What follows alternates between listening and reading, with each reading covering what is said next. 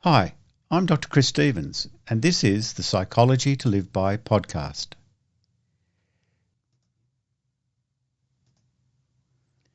In part one of this series on mental health, we examined how we can all go about helping colleagues and acquaintances if we see they're struggling with poor mental health.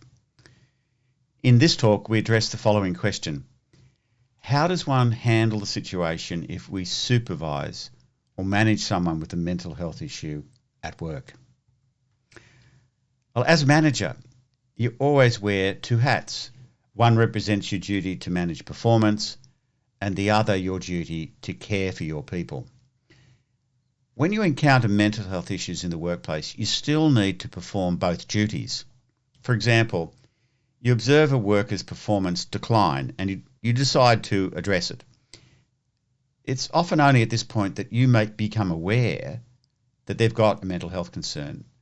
At this moment, you should take off your managing performance hat and explicitly put on your duty of care hat, and then conduct a helping conversation as we explored in part one of this series. You should signpost this shift explicitly. For example, by saying something like, "Oh, I'm sorry to hear you've been struggling, and I want to talk with you about what I can do to support you." Of course, if the mental health concern is really severe, you should cease performance management and immediately move to get this person assistance. But generally, if the mental health issue is moderate and well managed and you've conducted the above conversation, at this point you should take off your duty of care hat and explicitly put on your managing performance hat. Why? Because it's well documented that staying at work and improving performance are far better for that person's mental health than generally staying at home and or not improving performance.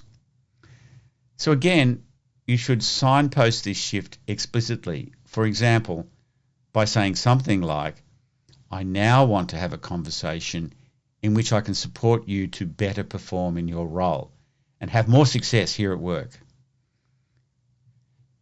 Now, there's another more tricky issue I want to touch upon in managing mental health in the workplace.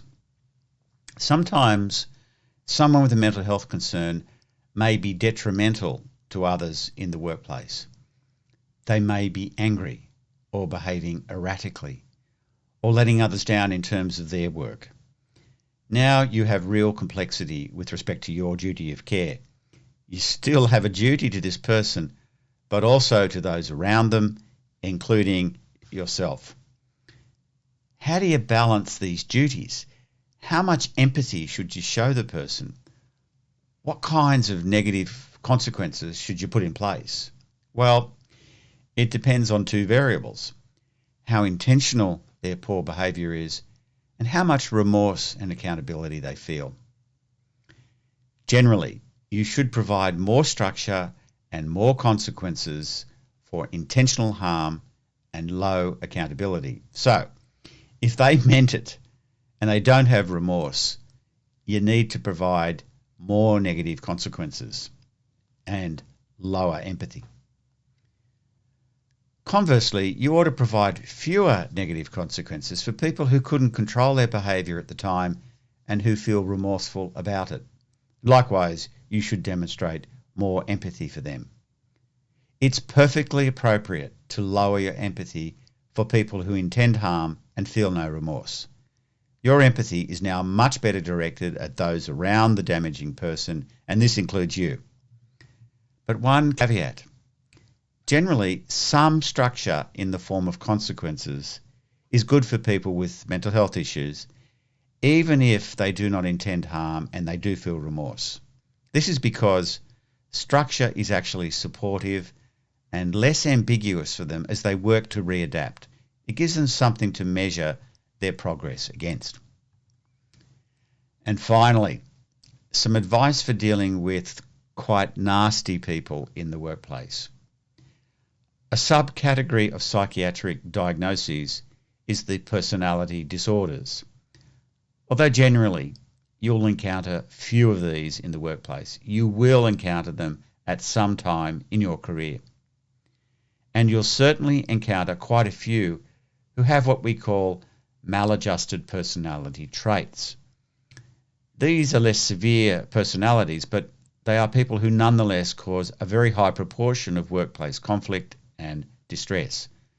These are people who demonstrate quite marked deviations from social norms. For example, typical characteristics are vanity, Machiavellian conduct, impulsivity, coldness, arrogance, dominance, immorality, dishonesty, and above all, an unusual absence of guilt.